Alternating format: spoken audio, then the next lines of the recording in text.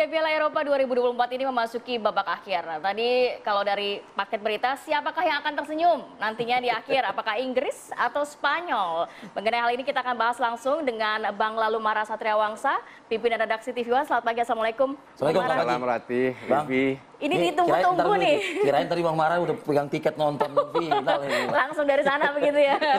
Bang Mara, ini menjadi perhatian kita semua, khususnya pecinta sepak bola.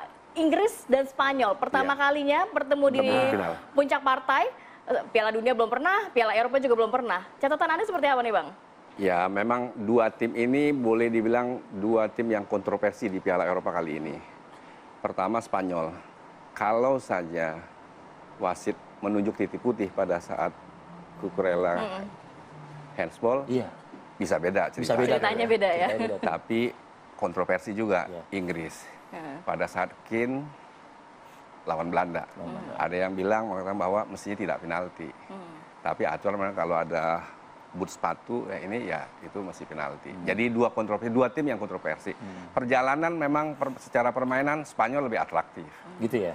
Lebih atraktif karena Inggris bermain terlalu lebih ke dalam karena memang tipikal pelatih. Gareth Southgate memang gelandang bertahan pada saat bermain. Dari dua pelatih ini kelihatan bahwa tipikal main bahwa Luis de la Fuente yang Spanyol itu memang ini pemain-pemain dia yang dari junior yang dia bawa ke atas ya lebih atraktif.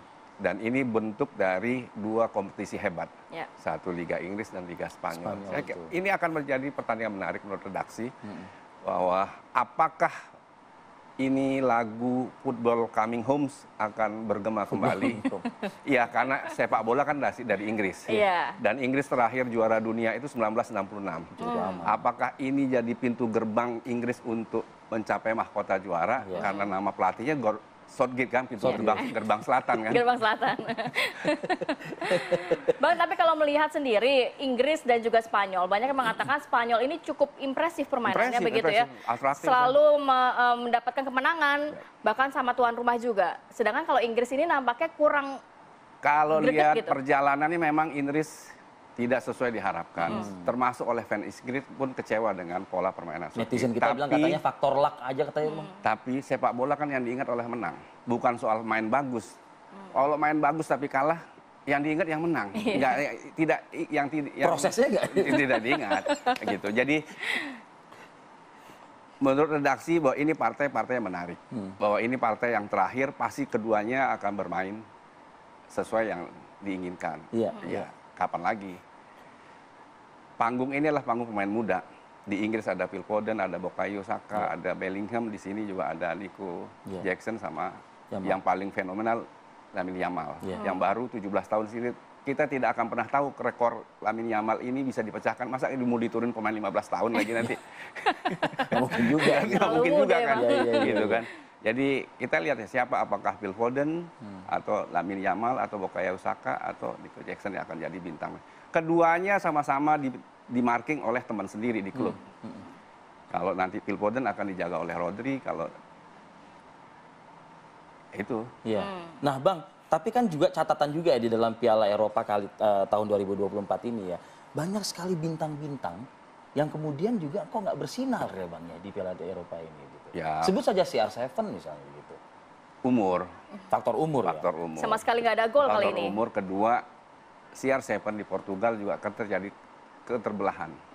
Bahwa CR7 di belakang ada Martinez sebagai pelatih, dia mendukung dia, tapi secara keseluruhan tim terbelah. Redaksi melihat seperti itu ya? Redaksi melihat bahwa Portugal terbelah. Yang menarik justru pertandingan antara Jerman dengan Spanyol. Itu yang betul-betul laga final. Itu sebetulnya yang final sebenarnya kata orang. Kenapa tuh, Bang? Kenapa tuh? Sayang bahwa Cucurella dianggap ya tidak tangannya tidak aktif katanya. Mestinya kalau pemain belakang kalau mau ini nggak punya niat ini ya dia begini, tapi kan ini dia begini pasti punya intensi untuk menahan bola dengan tangan kan. Jadi ya apapun keputusan wasit ya kita harus mencontoh juga. Atau bisa tidak ada yang protes. Atau bisa dibilang ya mungkin saat ini generasi mudanya yang mungkin yang punya andil sebagaimana tadi disampaikan di Spanyol dan Inggris pun juga dua-duanya dibuka oleh fondasi pemain muda. Dan dua-duanya liga itu berjalan. Ya, berjalan. Dua-duanya di sama-sama pemain yang sama main di klub. Misalnya Nacho akan nanti berhadapan dengan Bellingham yang sama-sama di Real Madrid. Yang menarik nanti Bukayo Saka berhadapan lagi dengan Head to head Cucurella yang main di Chelsea dan main di Arsenal. Jadi derby Londonnya kelihatan di sini. Jadi apapun hasilnya feeling lah bahwa football coming home bisa terjadi. Bisa terjadi. Bang Mara, ini kan juga Piala Eropa ini mencetak sejarah. Gol tercepat, kemudian gol dengan pemain tertua. Nah, ini termuda pun ada. Termuda pun juga ada nih, Yang Bang. mungkin akan sulit untuk memecahkan rekor Lamine Yamal. Sepanjang perjalanan dari Piala Eropa ini, Anda mencermatinya seperti apa, Bang? Kalau di Indonesia sih hype-nya kurang ya. Tapi kalau di luar, luar biasa ya. Luar biasa. Tapi ya memang tim-tim besar yang kita lihat, misalnya Belanda, Prancis yang mengejutkan kehilangan Pogba, hilang ritme. Jadi kayak apa antusiasmenya, apalagi mungkin di Indonesia kurang. Mungkin karena salah satu faktornya adalah star-star tersebut begitu ya. Bukan juga karena pertandingan dini hari kali ya. Berat juga. Ini mau milih masih digaji atau gimana nih? Gitu kan. Tapi tadi Bang Mara sempat menyinggung beberapa nama yang mungkin akan menjadi rising star begitu ya. Lamine Yamal ya, Bang? Lamine Yamal. Ini seberapa besar sebenarnya kalau Anda melihat permainan cukup cantik begitu, cukup bagus? Semua orang memuji bahwa pemain dia cetak gol 17 tahun kurang 4 hari. Dia baru ulang tahun kemarin.